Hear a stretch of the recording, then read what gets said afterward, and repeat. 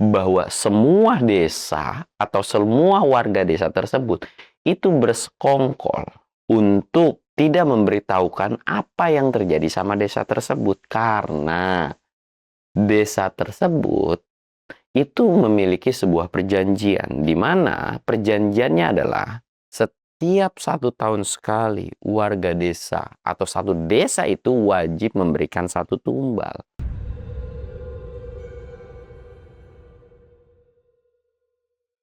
Assalamualaikum warahmatullahi wabarakatuh. Balik lagi di channel Samsul Mister Horror. Dongeng horor gue kali ini gue bakal nyeritain tentang salah satu desa yang bikin warganya itu mengharuskan menumbalkan orang-orang terdekatnya. Dan buat kalian yang penasaran dengan kelanjutan ceritanya, pokoknya kalian wajib tonton video ini sampai habis. Dan jangan lupa like, comment, subscribe, dan share video gue ke banyak orang. Jangan lupa juga nyalain lonceng notifikasinya biar kalian gak ketinggalan video terbaru tentang gua. Dan buat kalian yang mau ikut Otopet Trip, kalian bisa kunjungi Instagram gua di bawah sini. Dan gak usah banyak basa-basi lagi, kita mulai ke segmen donor. Dongeng horor dimulai.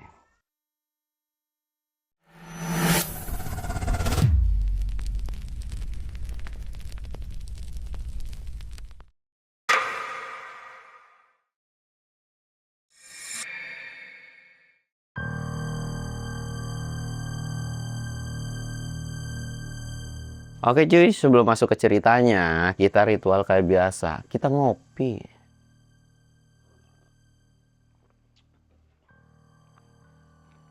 Jangan lupa nyebat.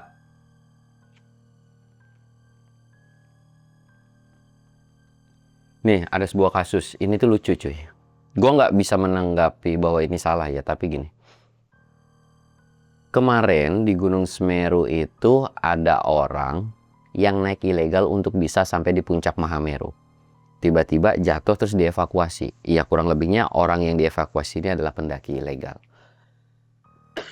Tapi anehnya, udah tahu dia naik salah nih. Ilegal lah, jadi pendaki ilegal. Terus nyusahin banyak orang. Terus dia bikin story bahwa Basarnas itu kerjanya nggak bener. Jadi seolah-olah udah ditolongin, bukannya terima kasih karena dia naik ilegal, malah dimaki-maki. Menurut undang gini. Ya, Basarnas itu harus bersikap tegas atau kayak yang... Ya, tujuannya adalah mau ilegal mau enggak ya penanganannya harus cepat. Masalahnya, kan nih orang naik ilegal. Warga bawah atau Basarnas ini nggak tahu ke atas itu sama siapa. Tiba-tiba harus menanggapi dengan cepat. Ya piye? Orang mau nolong, nggak usah deh, ada kecelakaan nih. Orang tuh nggak bisa nolong, ada SOP-nya. Apakah ini patah tulang dan sebagainya. Lah ini di gunung gitu kan, medannya seperti apa kita juga nggak tahu. Terus yang harus dibawa ke atas itu apa. Bukan yang cuman orang doang, kalau orang cuman jalan terus nyampe sana gimana?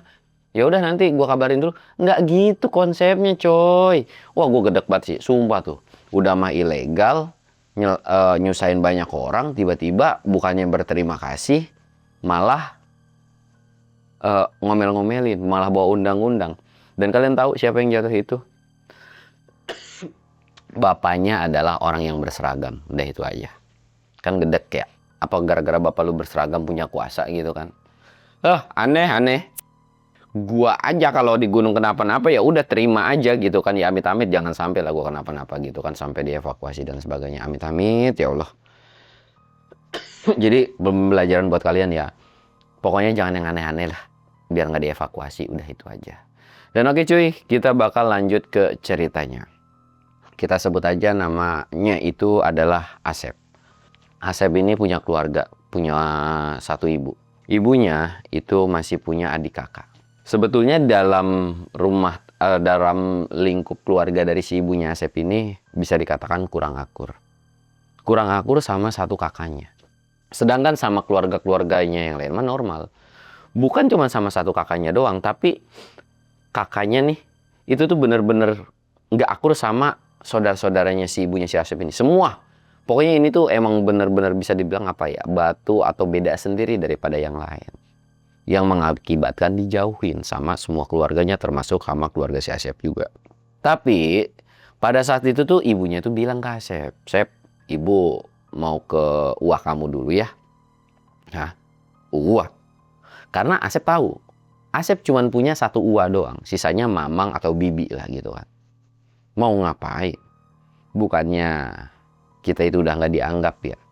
Bahkan ya siapa sih yang mau ketemu sama keluarga kita? Keluarga kita kan jauh lebih miskin. Atau ya serba kekurangan gitu kan. Tapi ibunya itu bilang, ya memang sih tapi ya kalau dimintain tolong kan nggak ada salahnya. Terus juga ibu dimintain tolong sambil nangis-nangis takut terjadi sesuatu hal. Ya namanya umur nggak ada yang tahu kan. Takutnya kenapa-napa atau butuh bantuan nggak apa-apalah. Terus Asep ini nanya, terus keluarga yang lain gimana? Bibi-bibi dan mamang-mamang. Ya ibu juga nggak tahu sih, tapi nggak apa-apalah, kita nggak perlu yang namanya nggak perlu yang namanya kayak ya udah masing-masing, maksudnya masing-masing tuh kayak adik-adik ibu mah nggak apa-apa, biar ibu aja gitu kan. Kalau memang mereka masih belum bisa menerima, nggak apa-apa, biar kita dari keluarga kita aja dulu dimulai, siapa tahu nanti yang lain bisa nyusul. Ya udah, Asep juga nurut karena memang faktanya Asep ini adalah anak yang berbakti, sebenarnya nggak mau nyari permusuhan dan sebagainya. Cuman yang dikhawatirkan Asep adalah Asep tuh bisa menerima dicaci, dimaki dan sebagainya. Justru Asep ini adalah orang yang bisa memaafkan uanya, tapi beda halnya kayak ibunya. Ibunya tuh sering ngeluh, sering kesel dan sebagainya. Takutnya ibunya di sana tuh kayak dimaki-maki dan sebagainya karena udah tahu watak dari si uanya ini. Asep itu udah menawarkan diri, gimana kalau Asep ikut juga? Tapi ibunya tuh bilang, nggak usah lah, ibu aja sendiri. Benar, Asep udah menawarkan diri nih cuy.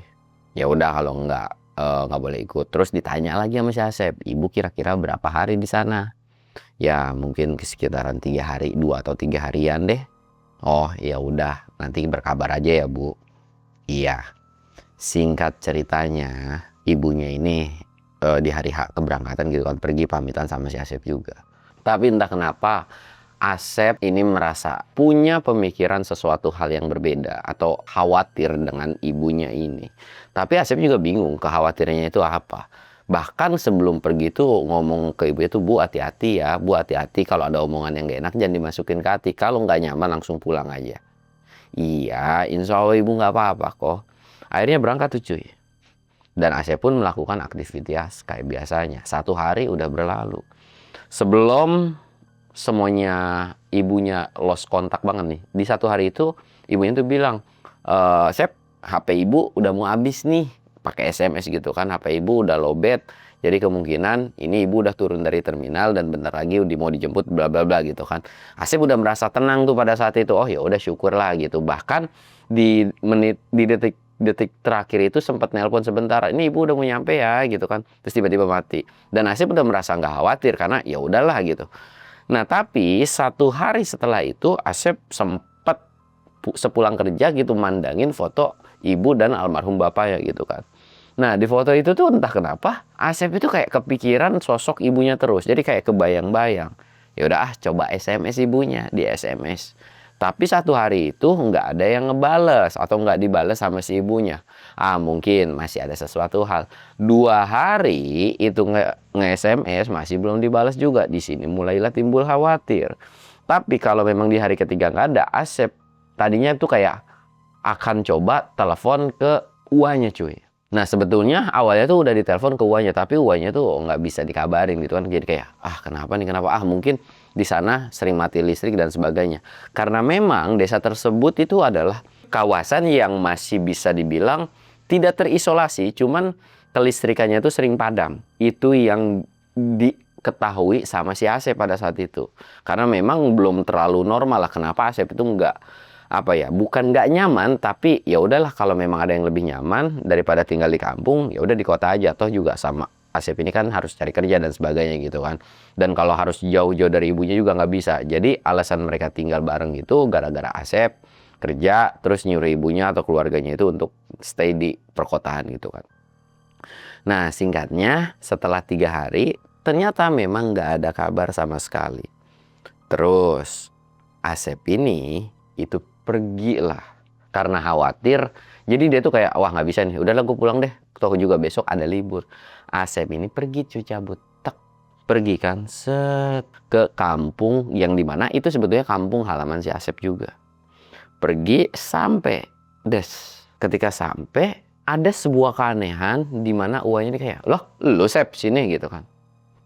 Iya Wak, ibu mana ya gitu kan. Ya pokoknya basa-basi udah nyampe nih kan. Ibu, maksud lu? Iya kemarin tuh ibu katanya kesini 2-3 hari ya. Hah? Ibu lu nggak ada kesini kok? Wah yang bener Wak, beneran. Di sini itu nggak ada ibu lu. Ibu lu nggak kesini. Lu tahu kan kondisi gua sama keluarga itu kayak gimana? Mana mungkin ibu kesini? Asep sempet ngerenyetin dahi. Nggak usah bohong dah, Wak. Nggak usah bohong. Gua ngapain bohong? Lu cek aja. Itu Asep itu beneran ngecek. Semuanya dicek. Dicek semua.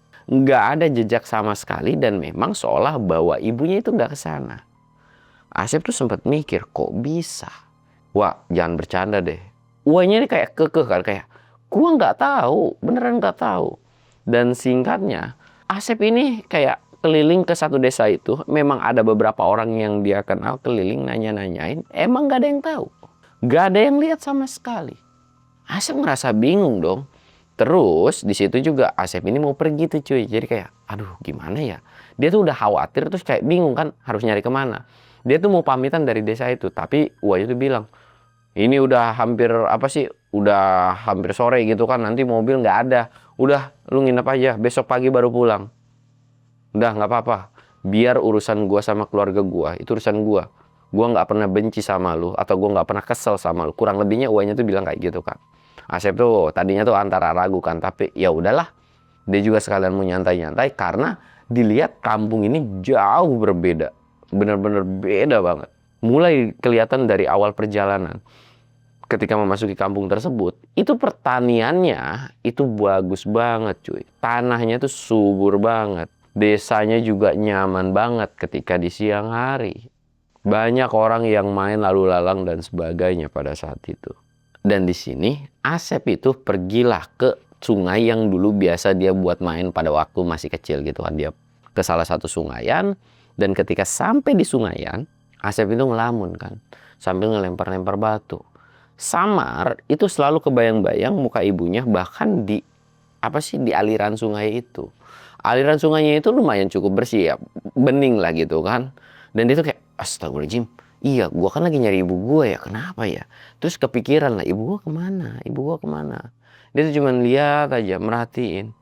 Di bayang-bayang dia itu adalah di aliran sungai itu ada muka ibunya. Dia tuh sempat kayak, ibu gua kemana? Bahkan sesekali ngecek handphone dan pas dilihat, wah nggak ada sinyal gitu kan, bingung juga kan. Ya udahlah. Ketika dirasa udah bingung, dia diem sendiri dan dia ya udah gimana besok aja. Dan memang di sini juga kalau memang ada ibu kesini, harusnya ada salah satu warga yang memang tahu, terus bilangin tetangga atau siapapun gitu kan. Tapi ternyata ini faktanya nggak ada. Ya udah tuh cuy, balik lagi lah.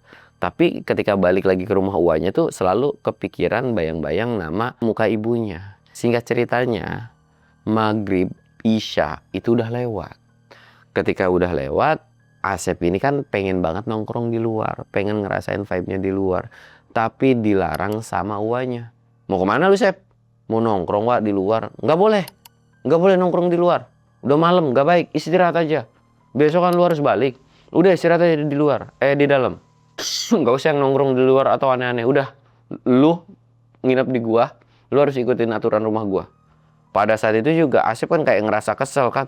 Tadi disuruh nginep, sekarang disuruh ngikutin aturan. Sekarang ngomel-ngomel, maunya apa sih ini orang gitu kan kayak. Tapi Asep juga nggak mau terlalu berdebat dan nggak mau memperpanjang masalah. Sampai akhirnya ya udah tuh, Asep ini masuklah ke dalam rumah. Ketika masuk ke dalam rumah atau ke kamarnya, harusnya di kamar itu ada jendela. Memang ada jendela, tapi ketika dibuka jendela itu benar-benar tutup rapat cuy. Atau misalkan di belakang gua ada jendela nih, kan ada kaca gitu kan. Nah ini si kacanya itu kayak ditutupin ngeblank hitam, nggak tahu apa-apa. Di situ pun kayak, loh kok aneh ini kamar ditutup, apa gara-gara untuk gudang atau apa gitu kan, ada yang ngintip dan sebagainya. Asep itu tahu bahwa kemungkinan menghindari untuk orang-orang yang suka jahil. Ya udahlah kan. Di sini tuh Asep coba menjemin mata gimana caranya supaya cepet-cepet besok pagi. Akhirnya dia menjemin mata tuh cuy. 5 menit, 10 menit, 15 menit setelah memejamkan mata, dia tuh samar-samar. ada suara lirih kayak teriak-teriak.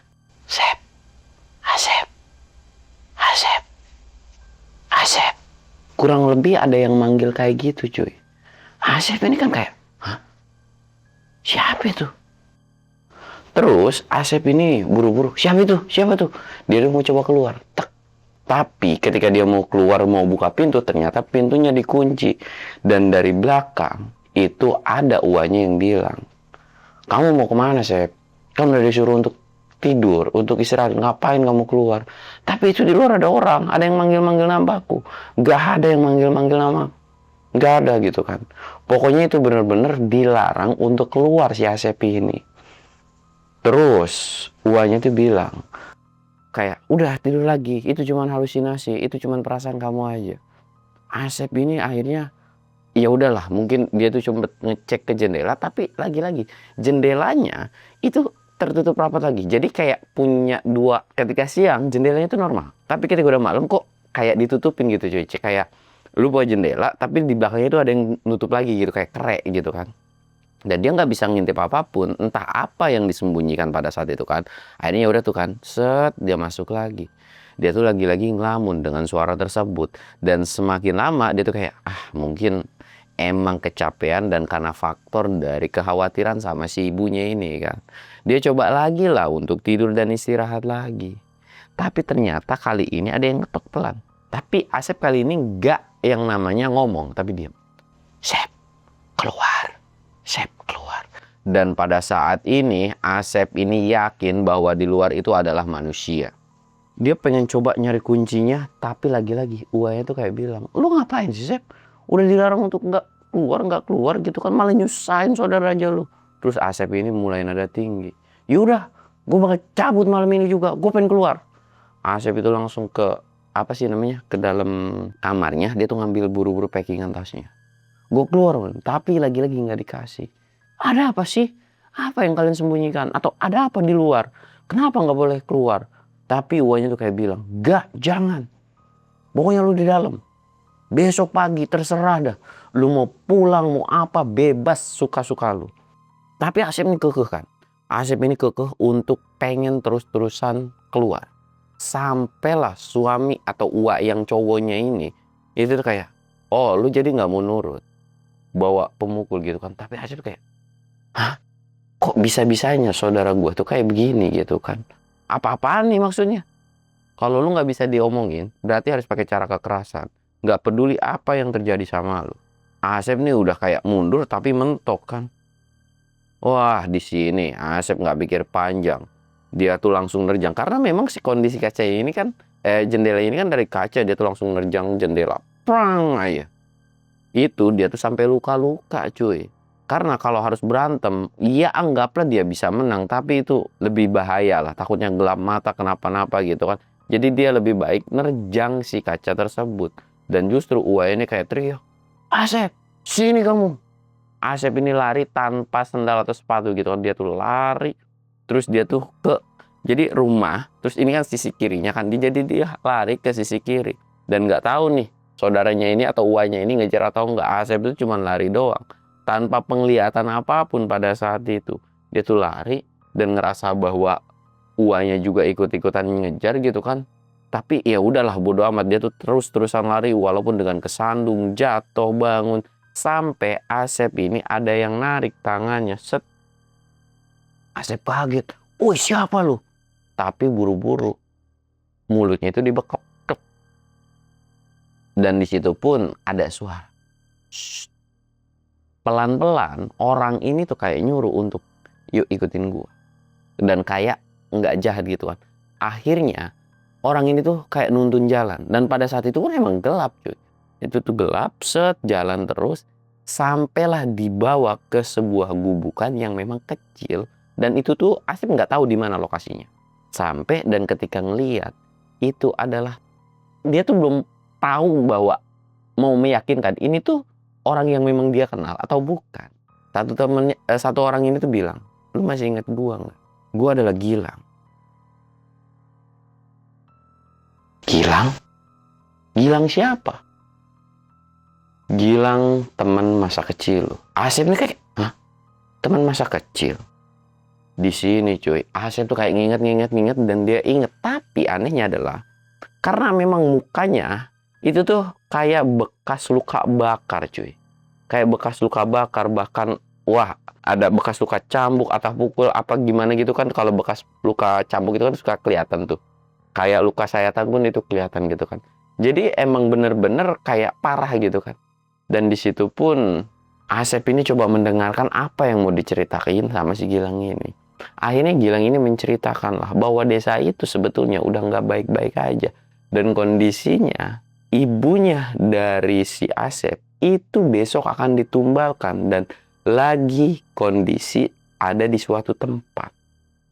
Dan Gilang pun menceritakan bahwa semua desa atau semua warga desa tersebut itu bersekongkol untuk tidak memberitahukan apa yang terjadi sama desa tersebut karena desa tersebut itu memiliki sebuah perjanjian di mana perjanjiannya adalah setiap 1 tahun sekali warga desa atau satu desa itu wajib memberikan 1 tumbal.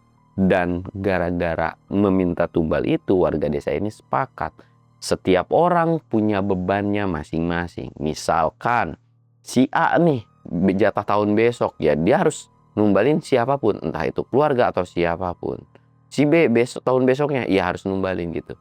Jadi ya itu perihal mereka masing-masing. Dan sebagai gantinya desa ini akan terlihat subur.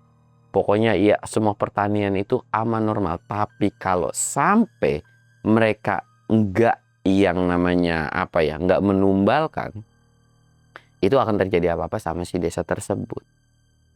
Asep awalnya nggak percaya tentang apa yang terjadi sama desa tersebut. Tapi dia juga khawatir dengan ibunya kalau memang harus ditumbalkan. Terus tanya lah, terus ibu gua di mana? Gilang ini cuma nunduk doang. Gua tahu di mana ibu lu, tapi nggak gampang buat nyelamatin ibu lu. Maksudnya, ya bener-bener susah cuy. Bener-bener susah aja buat nyelamatin karena udah pasti itu bakalan dijaga. Dan akhirnya tuh mereka berdua tuh ngobrol kan. Terus kenapa dengan badan lu? Gilang itu cuma nunduk. Ini adalah akibat siksaan dari para warga. Di mana orang tuanya itu tuh coba untuk menumbalkan si Gilang sebetulnya. Yang dimana memang Gilang ini secara tidak langsung anak yang tidak diinginkan bagi si keluarganya. Atau ya udahlah nggak peduli gue tentang nama Gilang. Yang penting gue bisa kaya atau ya kehidupan gue normal. Di situ Gilang itu berontak. Gilang itu berontak dan udah dicambuk, dipukul-pukulin dan sebagainya. Tapi alhamdulillah Gilang itu bisa lolos dari tempat tersebut. Dan singkatnya setelah diceritakan bahwa Gilang ini adalah disiksa, Asep pun akhirnya bertekad untuk nyelamatin ibunya pada saat itu juga. Tapi Gilang tuh cuma geleng-geleng kepala doang. Nggak bisa gimana caranya. Tapi cuy, Asep ini kekeh dan nggak peduli apa yang terjadi. Kalau Gilang nggak mau bantuin, nggak apa-apa. Tapi setidaknya kasih tahu lokasi dan tempatnya. Di sini pun Asep itu cuy bertekad buat nolongin apapun yang terjadi. Dan akhirnya karena memang Gilang pun ngerasa punya tanggung jawab dan kasihan juga, tapi nggak tahu dia akan bantu atau enggak, akhirnya bakalan dikasih tahu di mana lokasi ibunya. Dan pada saat malam itu juga akhirnya mereka berdua tuh jalan, tapi memang dalam kondisi ya gelap-gelapan. Cuman karena memang Gilang juga ya udah terbiasa gitu cuy, jadi nggak ada yang tahu juga nih persembunyian dari si Gilang ini juga. Dan sempatlah ada percakapan dalam perjalanan itu. Kok lu bisa ngeliat malam? Gilang cuma bilang kalau gue ini udah terbiasa.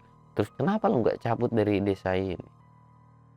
Justru jawaban Gilang adalah, gue pengen bales dendam awalnya. Tapi makin kesini justru setelah ngeliat ibu lu, gue justru pengen nyelamatin. Balas dendam terbaik adalah bukan ngebales apa yang terjadi sama gue. Justru gimana caranya gue bisa menyelamatkan orang yang akan ditumbalkan. Beberapa orang itu ditumbalkan itu adalah orang random.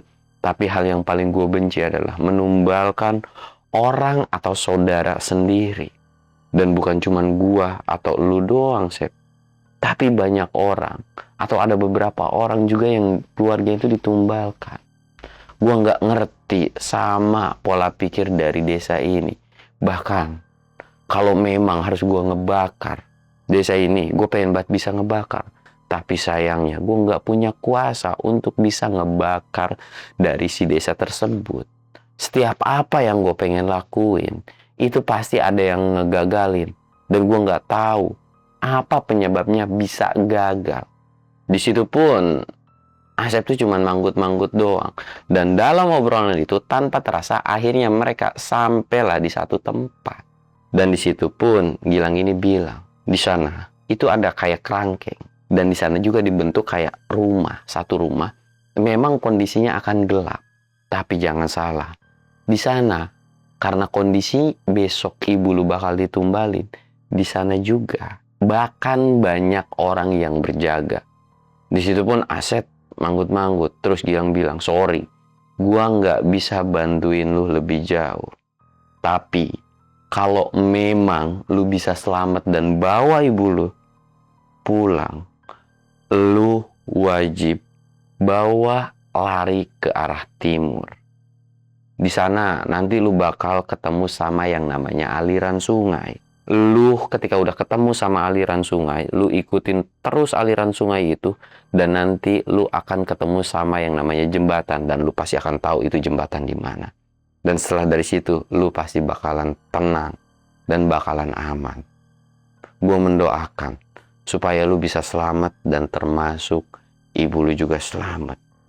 Dan dia ini mau ngasih tahu juga bahwa sebetulnya gue nggak yakin ibu lu akan selamat dan kenapa lu ditahan.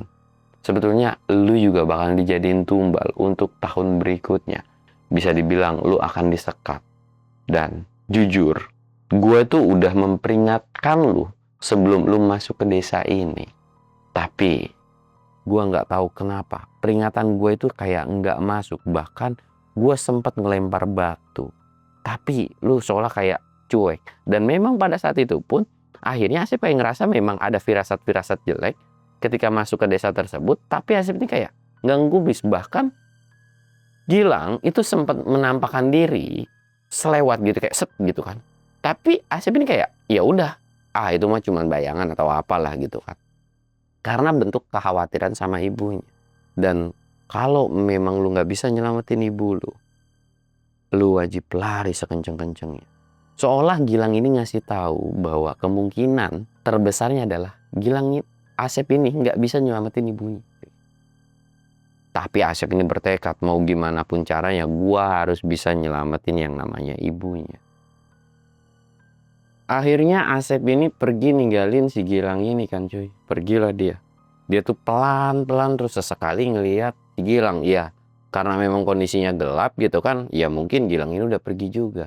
Dan dia juga nggak bisa memaksakan Gilang untuk ngebantuin dia. Ya udah tuh cuy. Dia tuh jalan pelan-pelan semakin dekat. Ternyata dia memang ngelihat bahwa itu tuh apa sih, dijagainnya tuh bener-bener ketat. Di depan ada, di samping ada, di belakang ada. Jadi kayak bener-bener ketat gitu kan. Nggak tahu dijagainnya itu dari apa. Secara ya ini tempat terpencil. Masa ya dijagain, masa ya kabur kalau emang diikat tahanannya gitu kan. Kan nggak mungkin juga. Pasti ada sesuatu. Di situ tuh dia tuh coba mau ngedeketin, semakin lama semakin deket. Ada sebuah suara yang dimana suara itu tuh kayak ngebuat Asep ini tuh kayak kedengeran cuy, atau kayak hampir mau ketahuan gitu kan. Memang ada tatapan Asep ini kayak nahan napas, jadi kayak ngumpet di semak-semak cuy. Dan dia juga mau nerobos itu nggak mungkin. Berarti kalau nerobos otomatis dia harus gelut. Dan Asep juga bukan orang yang sakti pada saat itu. Nggak mungkin kalau dia gelut itu bisa menang.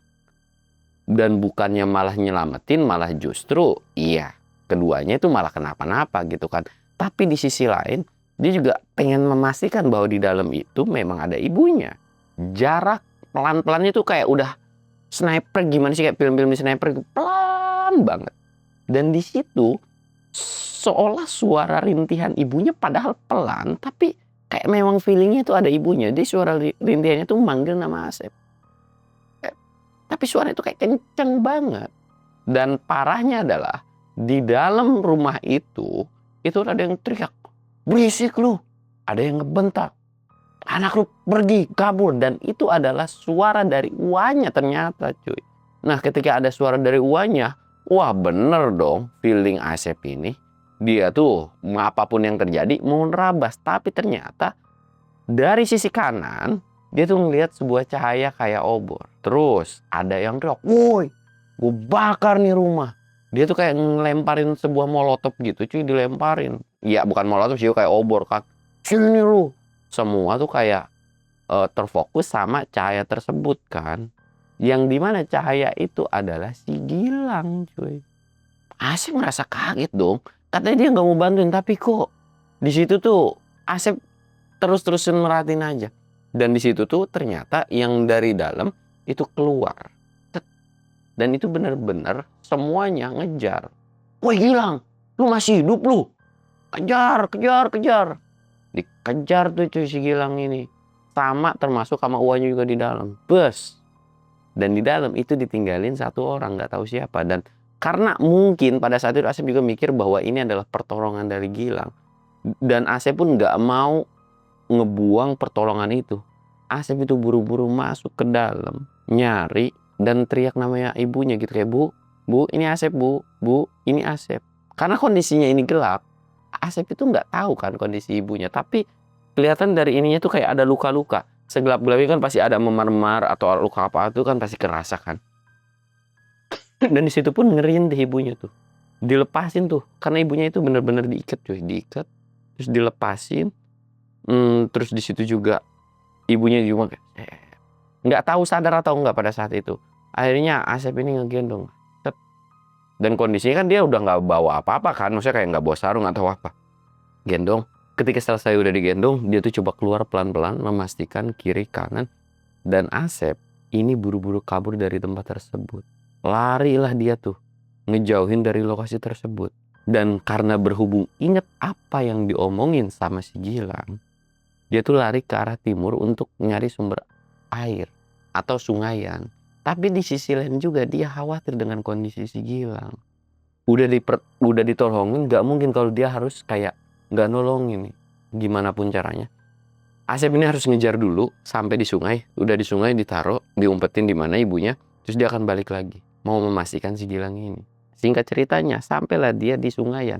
Di sungayan ini memang vegetasi dari si tempat itu tuh kayak agak kebuka. Jadi otomatis nggak terlalu gelap, samar-samar kelihatan.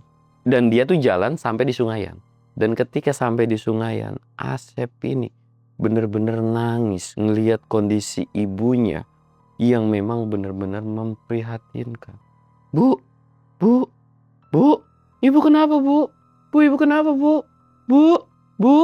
Rintihan dari suara ibunya itu bener-bener ia bikin apa ya? Bikin pilu dari si Asep ini cuy. Nah ketika udah ngelihat kondisi ibunya, Asep ini gak kepikiran dengan si Gilang. Dia tuh pengen buru-buru cepat dan dia keinget bahwa harus nyusurin sungai. Dan harus sesegera mungkin mencari pertolongan. Asep ini pergilah cuy. Atau nyusurin bener-bener itu sungayan. Dan gak tahu apa yang terjadi sama Gilang. Singkat ceritanya, dia ternyata tahu di kondisi dia ada di jembatan mana. Dan ketika sampai, itu adalah jam 6 pagi. Atau ya bisa dibilang jam 6:30 lah, udah terang banget kan. Bahkan sebelum terang banget. Di perjalanan tuh, Asep tuh cuman bisa netesin air mata. Karena luka dari tangan tuh lebam-lebam semua. Dan sampai di jembatan ini tuh adalah kayak apa ya, kayak jalan raya gede gitu kan. Dia tuh nyari kendaraan yang berharap tuh ada yang lewat. Tapi itu susah banget cuy.